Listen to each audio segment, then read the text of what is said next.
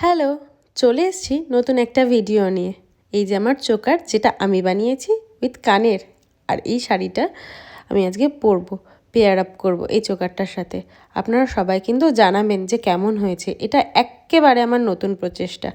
আমি আকিয়েদের আড্ডা নামক একটা গ্রুপে অ্যাড আছি, তো সেখানে আমি একজনকে দেখেছিলাম এটা বানাতে, চোকারটা। কানেরটা আমি দেখিনি, কানেরটা আমি নিজেই বানিয়েছি। তো সেটা দেখেই আমি অনুপ্রেরণা পেয়েছিলাম এটা বানানোর জন্য। তবে কানের আর হাতের বানানোর জন্য এক দিদি আমাকে রিকোয়েস্ট করেছিল যে দেখানোর জন্য। তো কানের আর চোকারটা বানিয়েছি, হাতেরটা আমি এখনও বানাইনি। হাতেরটা বানালেও আপনাদের সাথে অবশ্যই শেয়ার করে দেবো।